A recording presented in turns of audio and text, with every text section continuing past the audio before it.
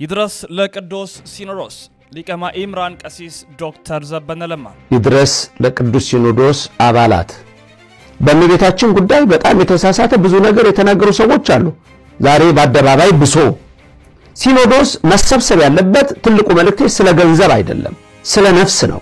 በእመቤታችን የተሳለቀችቷ ፕሮቴስታንታዊ ሴት የፍኖተ ጽድቅ ጉድ ተጋለጠ። በጣም ነው ሾክ ያደረገው የደነገጠው። ምክንያቱም አስቆመው መመራኑ እኛ በእምነት ብቻ ነው እንጸድቀው ምንድነው የምታወራው? ሁላችንም ተደንቀንና ተገርመን ማየት ጀመር። ምክንያቱም የት ነው የመጣ ነው ብለን ብፁዕ አቡነ ኤልያስ አረጋዊ አባት በቅዱስ ሲኖዶስ መክፈቻ ዕለት መልእክት አስተላለፉ። በገበሬው ቄስ በዚያ በባሕታውያን ሰባኪ ዘመን በእድሜ ሳይ ፈረንጆቹ ስትሮንግ ቸርች ጠንካራ ቤተ ክርስቲያን ነበር የሚሏት። ለምን ወንጌል በየሜዳው እንደ እንትን ሲፈላ ደካማዋ ለምን ተባለ? አሁን በደካማነት ነው የምንታወቀው። የተወደዳችሁ ውድ ቤተሰቦቻችን ኦርቶዶክሳውያን እንዴት አላችሁ? እንዴት ቆያችሁ? እንዴት ሰነበታችሁ? ሰላም እግዚአብሔር ባላችሁበት ቦታ ሁሉ ይብዛም። መረጃው ለመላው ዓለም እንዲዳረስ ላይክ ሼር ማድረጋችሁ እንዳይዘነጋም። እጅግ ጥብቅ የተባለ መረጃ እየመጥቻለሁ። አስቸኳይ በመሆኑ መረጃውን ላይክ በማድረግ እንድትጀምሩ በፍጹም ትህትና ጠይቃችኋለሁ። በቀጥታ ወደ ቪዲዮቻችን አመራለሁ።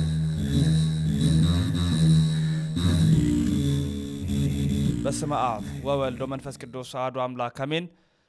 የፍጥረታት ሁሉ አባት የሰማይና የምድር አስገኝ አጋዕዝተ ዓለም ቅድስት ሥላሴ ክብር ምስጋና ይድረሳው። ወላዲተ ቃል አምላክ አቅራሪተ ማሳሪተ ምሕረት ቤዛዊተ ዓለም ድንግል ማርያም ውዳሴ ክብር ይድረሳት።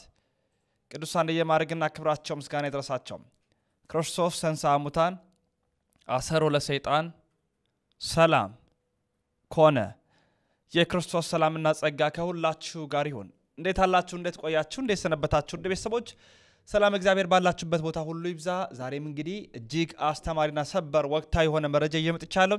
እንግዲህ የሰሞኑ የቅዱስ ሲኖዶስ ምልዓተ ጉባኤ በርከት ያሉ ጉዳዮች ይነሱበታል። እንግዲህ ዛሬ ተጀምሯል። በትናንትናው ዕለት መክፈቻው ጸሎት ተካሂዶ ነበረም። ከዚህ ጋር በተገናኘ ወቅታዊና ትኩስ የሆኑ በሰበር መረጃዎችን በአስቸኳይ ወደ እናንተ የምንመጣባቸው ጥንክሮች የሚኖሩን ይሆናል። ታዲያ የደወል ምልክቷን መጫናችሁ እንዳይዘነጋም፣ ሰብስክራይብ ማድረጋችሁና ላይክ ማድረጋችሁም እንዲሁ ለማለት ወዳለሁኝ። ወደ ቪዲዮቻችን በቅድሚያ አመራለሁ። በቅድሚያ ግን የርዕሰ ሊቃውንት አባ ገብረ ኪዳንን የሰው ክብሩ ሰው ነው ያሉትን መልእክት እንካተልና እንመለሳለን። ይህንን ለምን እንዳልኩ ደግሞ ኋላ ላይ አሰማችኋለሁ። የሰው ክብሩ ሰው ነው፣ ግን የሰው መከራውም ሰው ነው። መልሶ ደግሞ ማለት ጠባዩ ታምረኛ ነው። ሲያሽሟጥጥ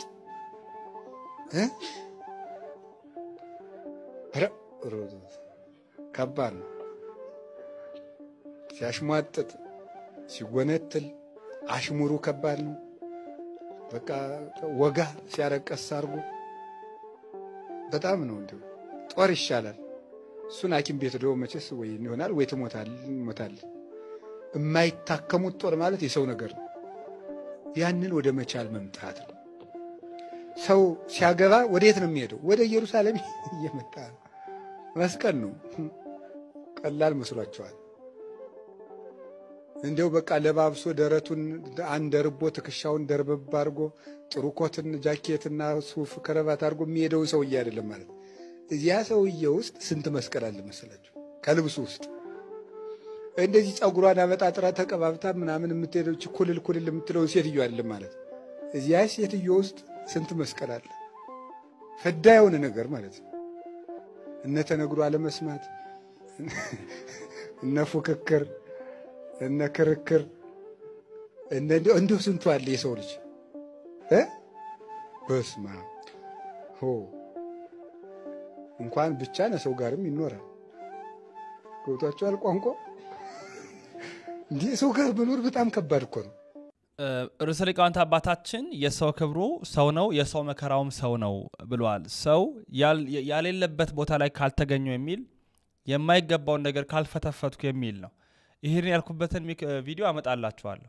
አንዲት የፕሮቴስታንት ቤተ እምነት አማኝ ናት። አደባባይ ላይ ነው በጣም በሚከብድ ሁኔታ ማምላክ ወላዲተ አምላክ ቅድስተ ቅዱሳን ንጽሕተ ንጹሐን ድንግል ማርያምን የተናገረችበት አውድ በጣም ይከብዳል አሁን የሰሞኑ ማህበራዊ ሚዲያ መነጋገሪያ ይሆናል ለመስማትም ከብዶኛል ለእናንተ ለመናገርም ከብዶኛል እውነት ለመናገር ከዛ በኋላ የነገሩ መክበር አይደለም የሚያስገርመው ወደ ጸብ ወሰደችው ጭራሽ ድፍረቷ እርግጥ አሁን ለመቤታችን ያላቸው ጥላቻ ጽንፍ ረግጦ ከአእምሯቸው በላይ ሆኖ ወደ ማሳበድ የደረሰ ይመስለኛል አሁን ምክንያቱም በጣም የሚናገሩት ቃል በጣም አስፈሪ ነው ዘግናኝ ነው የሚያስጨንቅም ነው እንግዲህ እንዴት እንደማውጭት አላቅም ከዛ ባሻገር ፊታቸው ላይ የሚታየው ሪአክሽን የሚወራጩት ነገር የሰውነታቸው እንቅስቃሴ ከባድ በተለይ ከቅድስት ልደታ ለማርያም ከግንቦት አንድ ጀምሮ ስናይ የነበራቸው ነገሮች በዚህ ሳምንት ባልሞላ ጊዜ ውስጥ ስንታዘብ ነበር የሰሞኗ መነጋገሪያ የሆነችቷ ወይም አጀንዳ የሆነችቷ ሴት እኔ ግርም ብለኛለች ከየት እንደመጣችም አላውቅም እንካተላት እቺን መናፍቅ እንስማት ይሄን ቪዲዮ ግን ሼር ኮፒ ሊንክ ሪፖስት እና ሜንሽን ያደረጋችሁ ለመለከቱ አካል እንዳደርሱ በፈጣሪ ስም ጠይቃችኋለሁ ቪዲዮን አይተን እንመለስና የራሳችሁን ሐሳብ ስጡ ማርያም ሶናት ሲግራ በቃ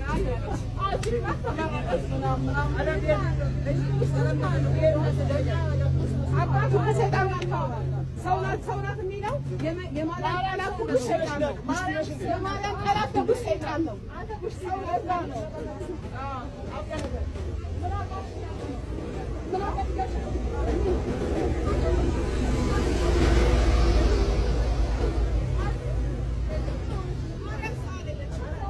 ታሪያውን ምን ይባላል ለማንስ ይነገራል ብለው ደግሞ እንዲህ አደባባይ ላይ እንግዲህ እንዲህ በመታየት መጠን አጽያፊ ስድብ መሰደብ ጀመሩና እንደው ረህግ ወዴት አለ እንደው በፊት ወንደው የህግ አምላክ ይባል ነበር እንደው የህግ አምላክ ካለ አንተ ፍርዱን ስጥ ክርስቶስ ነው ማርያም ሶናት ሲግራ በቃ ማርያምን መናገር እርድና ወይም ደግሞ ሃይማኖተኛ የሆናችሁ ለሚመስላችሁ ሰዎች እስኪ በደንብ ኮፒ ሊንክ አድርጉት አሁንም ቪዲዮአችን ቫይራል እየወጣ አይደለም ሁለት ቪዲዮ ስለቅ አንድ ነው የሚደርሳችሁ በምትዩት መጠን ኮፒ ሊንክ አድርጉ ማርያም ቺክ ናት ማለት አሁን ሃይማኖተኛነት ነው ወይስ ጌታን ማግነን ነው ክርስቶስን አመልካለሁ ማለት ነው አራድነት ነው ምንድነው ደሞ እኮ እመብርሃን የምትሰደበው ስሟት ምን ብላ እንደምትሳደብ ሰይጣን ነው በእንደነዚህ አይነት ሰው መሆኑ ነው እጅሽን ኪስሽ ውስጥ ከተሽ ማርያም ቺክ ናት በቃ አለቀ ምናምን ይህ ምን እንደሚያሳይ ታውቃላችሁ በቃ በፕሮቴስታንት ቤት ለመብርሃን የሚነገራቸው ነገር ምን ያህል ዝቅ ያለ መሆኑ ብትናገሯትም ችግር የለውም እንደናንተ ሰው ናት የሚለው ቃል ብታውቂው አምላክሽን በማህፀኗ የተሸከመች ነች አሁን አንቺ አራዳ ነሽ በቃ ከዛ እንደዚህ አይነት ስድብ በመሳደብሽ በቃ እንትንሽ ክርስቶስን ማግነን ወይም ደግሞ ሃይማኖተኝነት አይደለም ማርያምን መሳደብ ፈጽሞ አይደለም አላዋቂነት ጋጦጥነት ባለቂነት ክርስቲያን አለመሆን ደግሞ ደንቆሮነት ስለሆነ ደንቆሮነት ነው ማለት ነው ማርያምን አለማወቅ ደንቆሮነት ነው የተሰጣትን ጸጋ አለማወቅ ደንቆሮነት ነው እስኪ በምትችሉት መጠን ኮፒ ሊንክ አድርጉ ለእንደነዚህ አይነት ጋጦጥ ማለት ነው እጅሽን ኪስሽ ውስጥ ከተሽ እንደዚህ አይነት ስድብ እየተሳደብሽ ከዛ ደግሞ ማርያም ቺክ ናት ምናምን አልገባሽም ሊገባችሁም አይችልም የማርያም ትርጉም ጴንጤ ሆናችሁ ሊገባችሁ አይችልም ኦርቶዶክስ ቶኑ ብቻ ነው የአምላክና ትርጉም ሊገባችሁ የሚችለው በደንብ ኮፒ ሊንክ አድርጉ እንግዲህ ይሄ ነው ከሰው ጋር መኖር አንዱ ከባዱ ነገር ይሄ እንደ አይነት ነገሮችን ስንመለከት ነው የቅድስት ድንግል ማርያምን የቤታችንን ነገር ልናቅ የምንችለው ኦርቶዶክስ ነው ብቻ ነው ወላዲተ አምላክ የሚለውን ካንደበታቸው ለማውጣት የሚቀፋቸው ሰዎች ኢየሱስ ብሎ ለመጥራት የሚሞክሩ ናቸው የነሱ ኢየሱስ ማርያም የወለደችው አቱን አናውቅም እውነት ለመናገር ምክንያቱም በዚህ ደረጃ አምላኬ ብሎ የሚጠሩትን የወለደችን እናት ሊናገሩ አይችሉም ምናልባት የነሱ ኢየሱስ ሌላ ሊሆን ይችላል አላቅም የትኛው ኢየሱስ እንደሆነ ግን እኛ የምናቀው ክርስቶስ አይደለም ምክንያቱም ይሄኛው በቂ ማሳያ ነው ከሰሞኑ የነበሩት የነሱ እንቅስቃሴ በቂ ማሳያ ነው የእውነት ለመናገርና በጣም እንጃ አንዳንድ ቃላት የምታጡለት ነገር አለና እንደው ነገሩን በዝምታ ብናልፍ የተሻለ ነው ስለ ፍኖተ ጽድቅ እንነጋገር ፍኖተ ጽድቅ ጉዱ ይወጣ ይገኛል እነ መጋቤ ሃይማኖት መምህር ኢዮብ ይመኑን ጨምሮ እነ መምህር ታደሰ ወርቁ ዝምታቸውን ሰብረዋል ጉዱን ያጋለጡት ይገኛሉ የፍኖተ ጽድቅ ጉዳይ መረጃ ወጥቷል እናድምጥ ፍኖተ ጽድቅን ለማወቅ መነሻ የሆነው በእነሱ ጋባዥነት ነው ወደዛ ለመሄድ መነሻ የሆነኝ የነገረ ድህነት ትምህርት ነው ኦርቶዶክሳዊ የመዳን ትምህርት ስልጠና በመምህር ምትኩ ነበር የተሰጠውና ምናልባት 30 ደቂቃ ማለደ ሊሆን ይችላል ስልጠናው። በጣም ነው ሾክ ያደረገው የደነገጠው። ምክንያቱም አስቆመው መምህራኑ እኛ በእምነት ብቻ ነው የምንጸድቀው ምንድነው የምታወራው? ሁላችንም ተደንቀንና ተገርመን ማየት ጀመር። ምክንያቱም የት ነው የመጣ ነው ብለናል። የሥነ መለኮት ትምህርት ቤት የወጡ ተማሪዎች እንደሆኑ ተነግሮናል። ስለዚህ እንዲህ አይነት ጥያቄ ሳይሆንኛ እንደው ምንድነው አቅጣጫውንና አካሄዱን ኦርቶዶክሳዊት ቤተክርስቲያን የምትለውን ነገር እንደው ብሬንስቶርም ለማድረግ ካልሆነ በቀር እንዲህ አይነት ፕሮቴስታንታዊ የሆኑ ሙግቶች ይገጥሙናል ብለን አላሰብም። እንግዲህ ምሰሶውን ነው በአንድ ጊዜ የገረደሱት። ለምሳሌ ከተነሱት አሁን ፕሮቴስታንቱ ሐሳብ ራሱ ያነሳ የሚጨቃጨቅበት አንዴ ስለዳን ለዘላለም ድነናል ድነታችን አይጠፋም የሚሉ ሙግቶች ነበር። እኛ እንደታመምን ወጣን። ምክንያቱም የጠበቅነው አይደለም ያገኘው። ስለዚህ ይሄ ቤት ችግር አለበት። ይሄ 4000 ምናምን ሰራተኞች አሉ። እነሱን ነው የሚያስተምሩት። እነዚህ ሚዲያው ላይ ያለውን ጉዳይ በሙሉ የሚመሩት እነዚህ ናቸው። ይሄ ማህበር እንዴት ሊቀጥል ይችላል? እነዚህ ሙግቶች ዝም ብሎ ተራ ሙግቶች አይደሉም። ፕሮቴስታንታዊ ሐሳብ ያላቸው ጥያቄዎች ነበር የሚቆርፉት። ስለዚህ እኔ 3 ቀን ጨረሰ። ግን ደንግጠናል። አትደንግጡ ተባላችሁ። ገና ነው ያ ተደንግጡ ገና አልመጣም። ሁለተኛው ደግሞ የፍኖተ ጽድቅ መድረክ የኦርቶዶክሳውያን መድረክ ሳይሆን ኑፋቄ፣ ክደት፣ ጥርጥር መዝራት የሚፈልጉ ሰዎች እየሄዱ የሚደፉበት የኑፋቄ መድፊያ አውድማ እንዲሆን አድርጎታል። ሶስተኛ በዚህ ምክንያት ደግሞ ኦርቶዶክሳውያን ተረጋግተው ቤተክርስቲያን ብዙ መከራን ያለባት ቅድም ብለን ይል ለዛ መፍትሄ ከመፈለግ ይልቅ ፍኖተ ጽድቅ በሚወረውርልን አጀንዳ እርስ በርሳችን እንድንነካከስ፣ እርስ በርሳችን እንድንተማማ፣ እርስ በርሳችን እንድንበላላ ነው ይሆን ነው።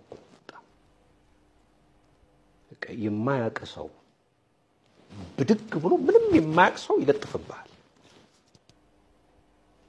ፍኖተ ጽድቅ አንዱ ያመጣው ቀውስ እነዚህ ባለመተግበራቸው ያመጣው በስ በቃ እውነተኞቹ ማለት ነው ጄኒን የሆኑ እውነተኞቹ የቤተክርስቲያን መምህራንም ጳጳሳትም ማንም በተለየ ሁኔታ እንዲታዩ ነው። በነገራችን የተለየ ጥቅም የተለየ እንትን ግንኙነት የተለየ እንትን ትስስር እንዳለ ተደርጎ እንዲታሰብና አንዳንዶቹም ደግሞ ይሄን ልክን ይሄ ምንድነው ብለን ነበር አይነት ክሶች እንዲመጡ ያደረገው። ይሄ ቀላል ነገር አይደለም። በነገራችን ላይ ተመልከተ።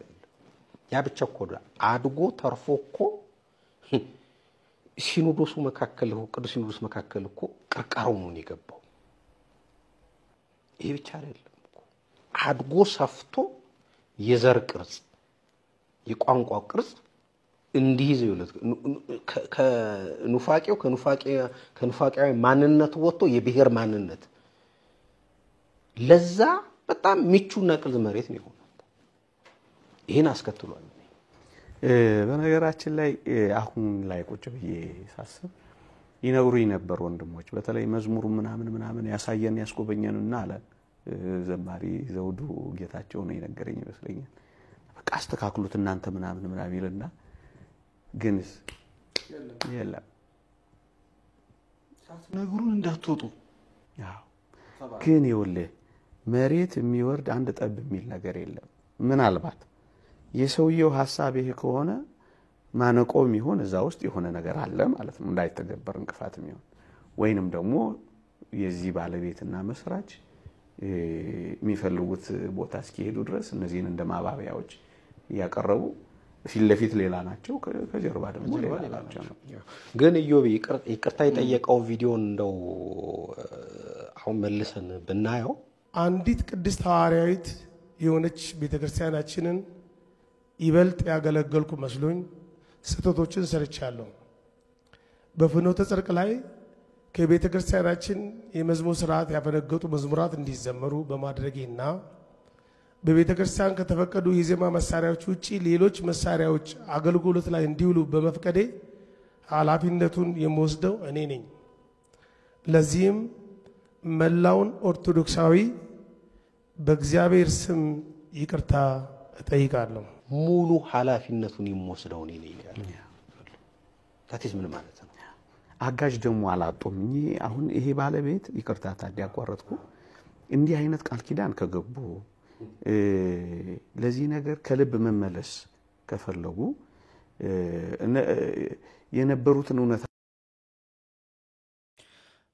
መምህር ኢዮብ ይመሩና መምህር ታደሰ ናቸው ይሄንን ታደለ ወርቁ ናቸው ይሄንን መልስ ሲሰጡ የነበረው የፍኖተ ጽድቅ ጉዳይ እጅግ ከባድ ነው በጣም አነጋጋሪ ነው አሁን ነው ድብቅ መረጃ ወጣ ያለው ሙሉ በሙሉ ፕሮቴስታንት ስለመሆኑ በአካል ተገኝተው ነው የተናገሩ ያሉትና ገና ጉድ ይቀጥላል በቀጣይ ቪዲዮዎች ምናልባት የማካትላችሁ ይሆናል ማለት ነው ይድረስ ለቅዱስ ሲኖዶስ ሊቀማ ኢምራን ቀሲስ ዶክተር ዘበደለማ ይድረስ ለቅዱስ ሲኖዶስ አባላት በእመቤታችን ጉዳይ በጣም የተሳሳተ ብዙ ነገር የተናገሩ ሰዎች አሉ ዛሬ በአደባባይ ብሶ ሲኖዶስ መሰብሰብ ያለበት ትልቁ መልእክት ስለ ገንዘብ አይደለም ስለ ነፍስ ነው የጳጳሳት ሹመት ምንድነው መስፈርቱ የሚዘጋጁት ልብስ ለማሰፋት አይደለም ምንድነው እምነቱ የሚሾመው ጳጳስ መነኩሴው ሲመጣ በዘር በጎሳ በቀበሌ ልንገራችሁ ይቅርታ ውርደት ነው በጣም የሚያስደነግጠው ባለፈው የነበረው በዕለተ ዓርብ የስቅለት ቀን ቤተክርስቲያን ውስጥ ሰዎች መሆን ሲገባቸው አዳራሽ ውስጥ ነው ይድረስ ለቅዱስ ሲኖዶስ አባላት እንደ ቤተክርስቲያን ልጅነቴ ታናሽ አገልጋይ አጭር መልእክት ማስተላለፍ ስለፈለኩ ነው ጳጳሳት በቅድስት ቤተክርስቲያን የሚሾሙት ለአንድ ነገር ብቻ ነው ህዝቡን ለመጠበቅ ነው በጎቹን ለመጠበቅ ነው ስለዚህ የኢትዮጵያ ኦርቶዶክስ ተዋሕዶ ቤተክርስቲያን ዛሬ በብዙ ፈተናዎች ውስጥ ስትናጥ ማየት ለናንተም አዲስ አይደለም ለኛም አዲስ አይደለም ለዓለምም አዲስ አይደለም ለምሳሌ መከፋፈል ይመጣል እርቅ ሲደረግ ችግሮች አይገለጡም ችግሮቹ ተደግመው እንዳይሰሩ መፍትሄ አይፈጠርም ስለዚህ ተደባብሰው ይመጣሉ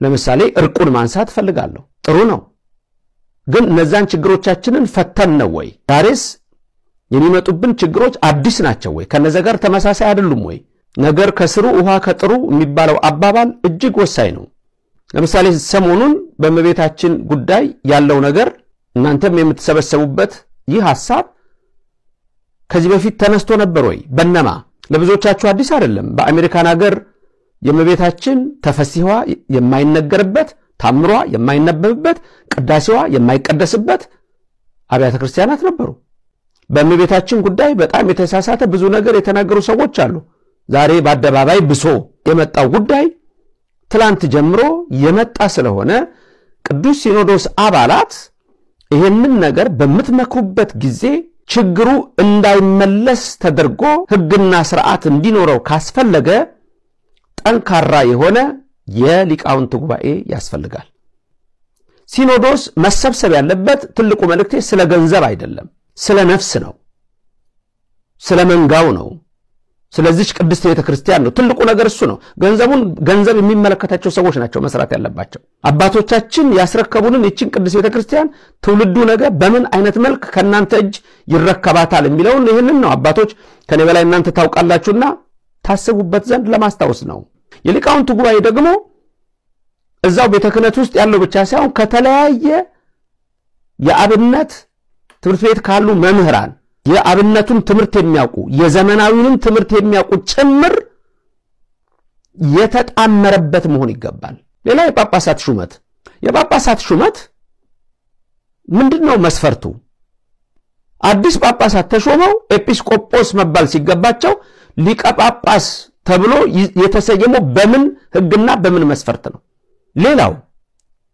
ጳጳሳት ከመሾማቸው በፊት ቅዱስ ሲኖዶሱ ማድረግ ያለበት ሊሾሙ የሚገባቸው አስቀድመው መዘጋጀት አለባቸው አስቀድመው ሲዘጋጁ ደግሞ የሚዘጋጁት ልብስ ለማሰፋት አይደለም የሚዘጋጁት ሃይማኖታውን የቅድስት ቤተክርስቲያንን መሰረታዊ አስተምህሮ ጠንቅቀው እንዲያውቁ በሊቃውንቱ መሰረታዊ ሆኖ ትምህርት ይሰጣቸዋል ያ የተማሩትን ትምህርት ሃይማኖታቸውን ጽፈው ያመጣሉ ጽፈው ካቀረቡ በኋላ በዛ ነው የሚዳኘው ነገር የቤተክርስቲያኒቱ ሕግ የተጻፈለ እሱ ከአፉ መመስከር አለበት ምንድነው እምነቱ የሚሾመው ጳጳስ መነኩሴው ሲመጣ ወይም የሚሾመው መሰረታዊ ነገሮች መኖር አለባቸው ሌላው መልእክቴ በግልም ይሁን በማህበርም ይሁን የኦርቶዶክስ ተዋህዶ ልጆች የቤተክርስቲያን ልጆች የሚያመጡትን ሐሳብ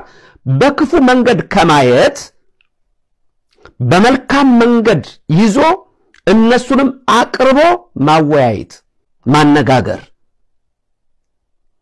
ይጠቅማል በትረሙሴው በእጃችሁ አይደለም ያን በትረሙሴ የሚይዘው ግን ማን ነው የሚለው ወሳኝ ነገር ነው በዘር በጎሳ በቀበሌ በሰፈር ይሄ ለሃይማኖት ሕግና ሥርዓት ልንገራችሁ ይቅርታ ውርደት ነው የመጨረሻው መልእክቴ ስለ ማህበራት የማህበራት ፍቃድ የሚሰጠው በቤተክርስቲያኒቱ ዕውቅና ከሆነ ለነማን ነው ይሄ ፍቃድ የሚሰጠው የከለ የሚባል ማህበር አለና ከሱ ጋር የሚፎካከርም ከመጣ ይሰጣል ወይ ከዛ የሚፎካከር ሲመጣ ይሰጣል ወይ ለምሳሌ አባቶቻችን በጣም የሚያስደነግጠው ባለፈው የነበረውኮ በዕለተ ዓርብ የስቅለት ቀን ቤተክርስቲያን ውስጥ ሰዎች መሆን ሲገባቸው አዳራሽ ውስጥ እኮ ነው በቤተክርስቲያን ቅጽር እኮ ያልተደረገ ነው እንዲህ አይነት ማህበራት እንዴት ነው የሚቀጥሉት የማስ ማህበር ናቸው የተዋህዶ ማህበር ናቸው ምንድናቸው ስለዚህ ቤተክርስቲያናችን አባቶቻችን ብዙ ፈተና ላይ ነው ያለችው ከኔ በላይ እናንተ ናችሁ የምታውቁት በቀባት ያለው ፈተና በውጪ ያለው ፈተና በመንፍቅና ያለው ፈተና በክደት ያለው ፈተና እንዳይደገም መሰረታዊ የሆኑ ነገሮች ይደረጉ ዘንድ ይሄ የታናሽነት መልእክቴ ነው እንግዲህ ሊቀማ ኢምራን ዶክተር ቀሲስ ዘበነ ለማ ናቸው ይድረስ ለቅዱስ ሲኖዶስ በሚል በአሁኑ በቅዱስ ሲኖዶስ ምልአተ ጉባኤ መወያየት ካለባቸው ሐሳቦች መነሳት ከሚገባቸው ነጥቦች መካከል እኚህ ናቸው በማለት ያስተላለፉት ማለት ነው እሺ ሌላ ወደ ብፁዕ አባታችን ወደ ብፁዕ አቡነ አረጋዊ አባታችን ብፁዕ አቡነ ኤልያስ እናምራ እኛ አባታችን እንግዲህ በጣም የሚወደዱ እጅግም የተከበሩ ለረጅም ዘመናት በጵጵስና የመሩ እውነት ብለው የሚገልጡ አባታችን ናቸው ብፁዕ አቡነ ኤልያስ የቅዱስ ሲኖዶስ የመክፈቻ ንግግር ላይ ያስተላለፉትን የጸሎት መርሃ ግብር ላይ የነበረውን የተወሰኑ ንግግራቸውን አድምጠን የምንመለስ ይሆናል በገበሬው